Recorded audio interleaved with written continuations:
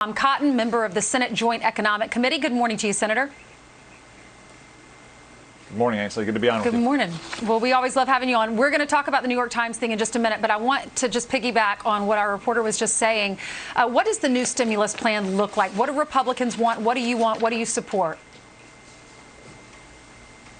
Well, Ainsley, first off, I just want to say we had a great jobs report on Friday, the most jobs ever added in 1 month. Of course, there are still millions of Americans out of work, but the report we saw on Friday defied expectations of so many experts. That shows why we ought to continue to see how the CARES Act works throughout the month of July and where things stand in about a month. Hopefully, most states and cities will be open back up, especially some of these states that had the most draconian, severe lockdown measures when we've had tens of thousands of people protesting in the streets. I don't think we're going to be able to maintain the severe lockdowns that some of these cities and states have had, which means more and more people should be able to get back to work.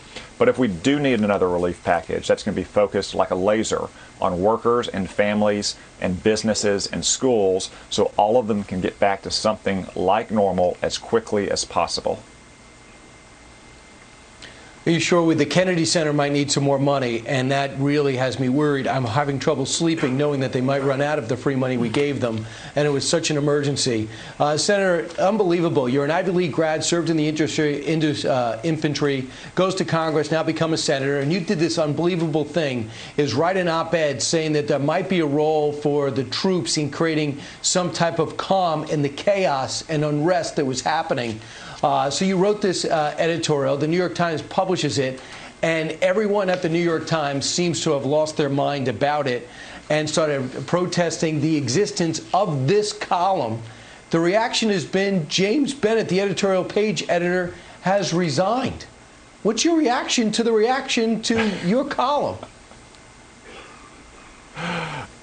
I know, Brian. It's amazing. You know, it all started on this program just a week ago after the violence and looting that we saw in Washington, D.C., where a famous church was torched and our memorials were desecrated and businesses were looted.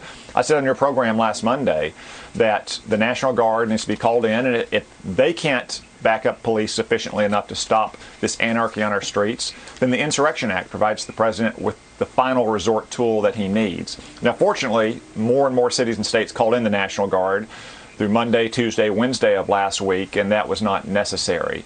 But the New York Times actually asked me to explain in further detail that exact point I made. They even defended it. The publisher defended the decision to publish that column after it was published, and the mob in their newsroom began to demand that it be taken down, there be consequences. And within a day, it turned into something like a struggle session from the Cultural Revolution in Mao's China, where the adults had to prostrate themselves and apologize in front of the woke children that apparently now run the New York Times newsroom. And now you've had the opinion page editor have to resign. But let's be clear, this all goes back to the publisher and his unwillingness to stand up to a bunch of 20-year-olds and 30-year-olds who were raised on social justice seminars on our campuses. They need to behave like grown-ups, not like children who are confronted with an opinion that they don't like. Well, what you just said is astounding. The New York Times asked you to write the op-ed, and you did, and they published it, and then the op-ed page editor said, hey, you know what, I didn't even read it. So it's just kind of crazy. And now that they've taken it down and they've apologized and people have been let go, what does it say about getting both sides of a story in the New York Times? Well, it says don't expect to see both sides of a story in the New York Times. And in fact, they said last week that they were going to reduce the number of opinion pieces they run. So I will say in advance to the world, you're welcome for reducing the amount of left-wing nonsense that you have to read in the New York Times editorial pages. And just look at the woman they appointed on an acting basis to take over that page. She is a far-left radical who will throw in with, not stand up to, the woke mob of children at the New York Times who get triggered anytime they hear a conservative opinion. Senator, great to always hear from you. Thanks so much for coming on. Thank you all. You're welcome. Okay, Jill.